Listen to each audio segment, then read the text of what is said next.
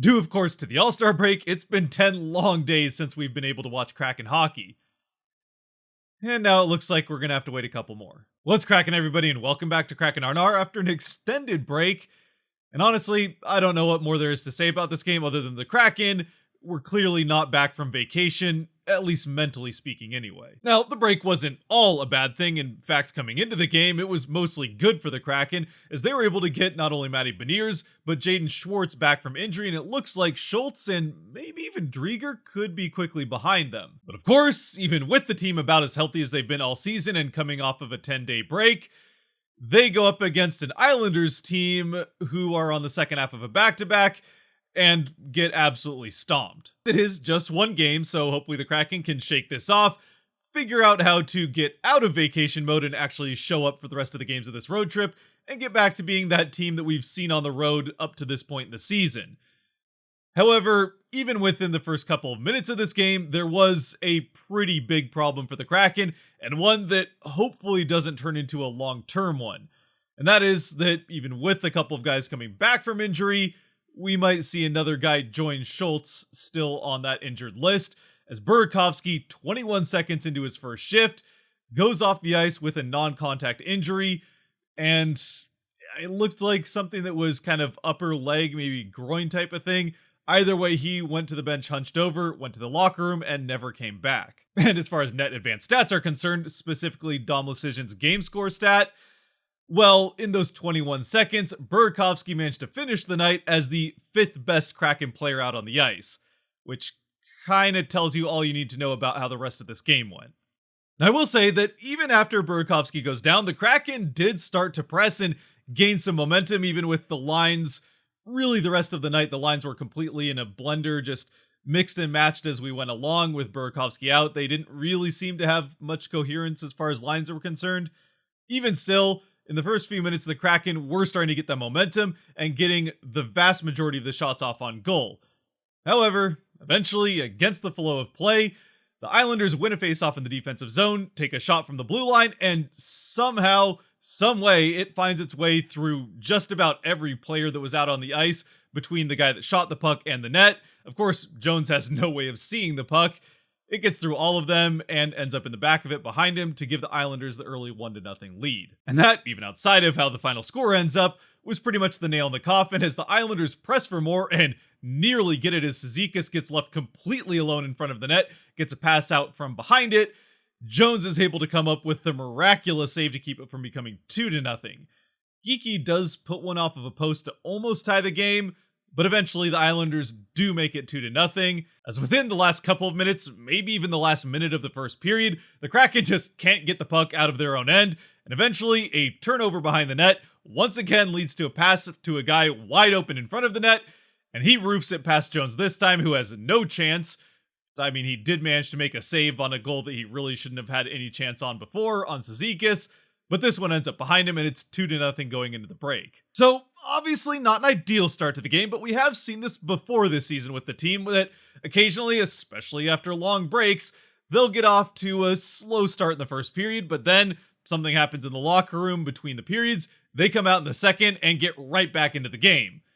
That does not happen in this one, as not long into the second period, actually, this one is kind of just bad luck. It's a shot taken from the blue line that bounces off of two Kraken players. It's Tanev and one of the other forwards.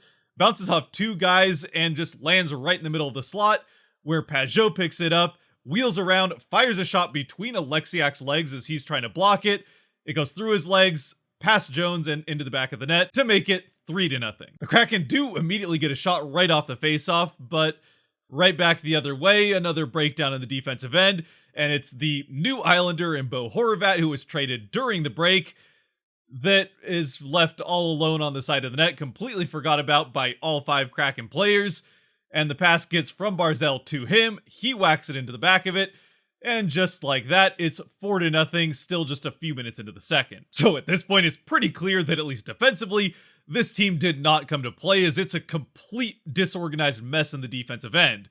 Just kind of weird considering the issues that they were having, at least lineup-wise, were more on the forward end, but especially the pairing of Alexiak and Borgen, who was playing in his 100th NHL game, had a bit of a rough night as, well, the goal at the end of the first period was both of them behind the net where one of them should have been out in front of the goal. And then the third goal does go between Alexiak's legs. And on top of that, unfortunately, it was not the best debut for Jacob Magna, who joins the Kraken after being acquired for a fourth-round pick over the break from the Sharks. Just defensively, not a great game outside of really Larson and maybe done a bit. Susie also didn't have a terrible game. But all in all, it was a pretty terrible defensive effort for everybody out on the ice for the Kraken. Jones does make a couple of pretty big saves. Actually, back in the first, he made that spectacular save on Cizikas and a couple of other ones. But he does let in 4 goals on the first 14 shots, which of course could have a lot to do with the defense looking like it did last season and just giving up constant grade A or A+ opportunities for the opposing team. And honestly, defensively, things really don't get that much better throughout the rest of this game, and by some miracle, while the Islanders continue to lay on pressure and get more quality scoring chances throughout the rest of the second period, the score does end up staying 4-0 through the end. The Kraken do end up getting a power play that kind of slows down that momentum towards the end of the second period, and while they actually get pretty close to scoring, it's a pretty decent power play from the Kraken against the best home penalty killing team in the Islanders.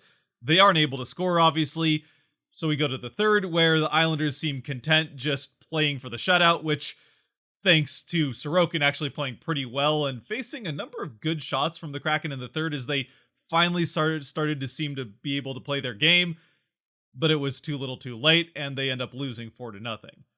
Though, late in the third, they do end up killing a power play of their own for the Islanders, so they tie a season record and maybe franchise record of now 18 successful penalty kills in a row. Even with that, though, considering how terrible they were leading up to that, they are still ranked 31st. So, there you have it. That was pretty much the game. Obviously, if you're an Islanders fan, you probably enjoyed it, especially considering the Islanders coming into this one had gone 8 straight games, I want to say they said, without scoring more than 2 goals. So to see the team double that in one game, I'm sure was exciting if you cheer for the Islanders, but since most of us here don't, this was a pretty forgettable game and honestly kind of a waste of time. Actually, even worse than that, if Burakovsky does indeed end up missing a few games with whatever injury he ended up leaving with. Also, Gord ended up going to the bench, hobbled at one point in the game, but he managed to stay in, so hopefully that's something that doesn't cause issues down the road. Obviously, it's Gord, so he's going to tough it out if at all possible. I suppose if you're a Kraken fan looking for silver linings, honestly, especially considering all the issues with the lines constantly getting mixed around after Burakovsky went out early in the first period, the team played pretty well in the offensive end when they were able to get there. The problem was they were so bad in the defensive end that they just couldn't make up for what was happening back at their end of the ice, especially with Sorokin playing very well in net and the Islanders defensively playing their game, which is low event hockey, and then just trying to take advantage of whatever mistakes the opponent makes. And the Kraken made plenty enough to lose the game. As for Kraken stars in the game, no, I really don't think there's anybody terribly deserving of a star. Beniers did look pretty good out on the ice, but even he looked like he was shaking off some rust, which is fair considering it's been closer to 2 weeks since he played rather than the week and a half for most of the rest of the guys. But yeah, especially with a 4-0 shutout and a team that just didn't seem interested in playing in their end of the ice, there's not really anybody that I feel like earned a star in this game. Even Jones, who did kind of just face the firing squad, had a couple go in that you'd like to see a stop on, even if it was kind of lucky bounces that led to the shots in the first place. So, yeah, with that said, that's pretty much all there was to this game. Unfortunately, the first game back after a long break was a complete dud, and there's really not much more to say about it.